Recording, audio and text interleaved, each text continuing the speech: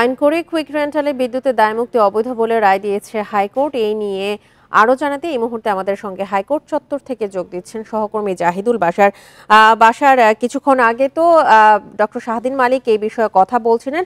আদালত এই রায়ের বিষয়ে বিস্তারিত কি জানিয়েছে?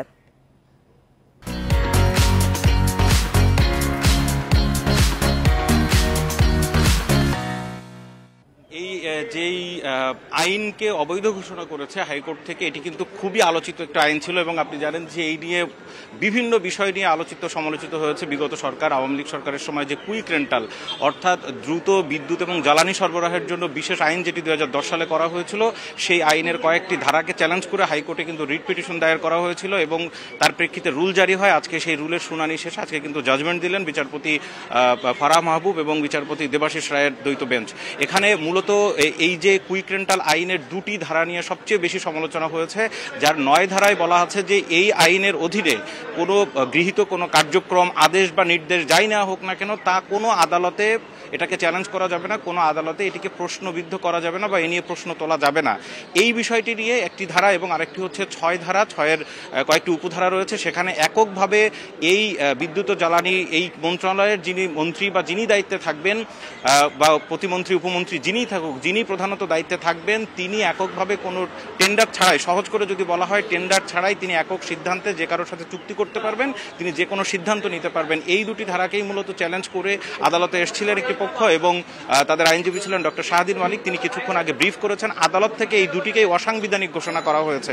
কারণ দুটিকেই আসলে সংবিধানের যে মৌলিক অধিকারগুলো দেওয়া হয়েছে, সংবিধান সর্বোচ্চ আইনে যে সমস্ত বিষয়গুলো বলা আছে, বিভিন্ন সংবিধানের বিভিন্ন ধারার সাথে এই আইনের দুটি ধারা সেগুলো একেবারেই অসাংবিধানিক এবং সাংঘর্ষিক। সেই কারণেই কিন্তু এই দুটিকে অসাংবিধানিক বলা হয়েছে। এখানে আরেকটি গুরুত্বপূর্ণ নির্দেশনা দিয়েছে আজকে আদালত, একটি ডিরেকশন দিয়েছে, সেটি হচ্ছে যে সরকারি যে বিদ্যুৎ কেন্দ্রগুলো আছে সেগুলোকে পূর্ণদমে উৎপাদনে যেতে বলেছে।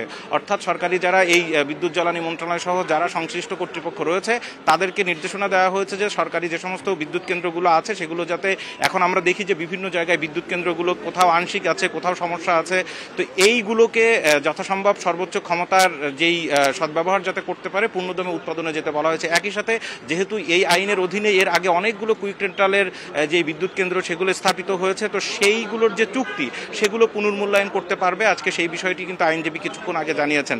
সুতরাং এর আগে আমরা যেটি দেখেছি গত আওয়ামী লীগ সরকারের সময় এই কুইক রেন্টালের নামে অনেক সমালোচনা হয়েছে, সেখানে কিন্তু লুটপাটের বিষয়টি এসেছে। আমি কিছুক্ষণ আগে এই যে আইনজীবী ডক্টর শাহদিন মালিক, তাকে জিজ্ঞেস করেছিলাম যে তখন শেখ হাসিনা সহ তার সরকারের যে প্রতিমন্ত্রী ছিলেন নসরুল হামিদ বিপু, তারা সহ বিদ্যুৎ মন্ত্রণালয়ের যারা বিভিন্ন সময় দায়িত্বে ছিলেন, জ্বালানি মন্ত্রণালয়ের যারা বিভিন্ন সময় দায়িত্বে ছিলেন, তারা কিন্তু বারবার করে বলার চেষ্টা করতেন যে বিশেষ করে খুব দ্রুত বিদ্যুৎ জ্বালানি সরবরাহে এর কোনো বিকল্প ছিল না। কিন্তু এখন যে বিষয়টি উঠে এসছে এবং আদালতের শুনানিতে এই বিষয়গুলো এর আগে বলেছেন যে একটি লুটপাট করার জন্য এবং বিশেষ সুবিধা দেওয়ার জন্য এই আইনটি করা হয়েছিল, যেখানে দায়মুক্তি দেওয়া হয়েছে।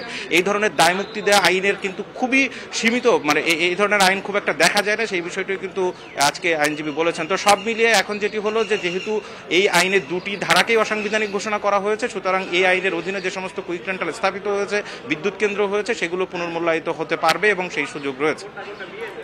হাইকোর্ট চত্বর থেকে জানাচ্ছিলেন আমাদের সহকর্মী জাহিদুল বাশার।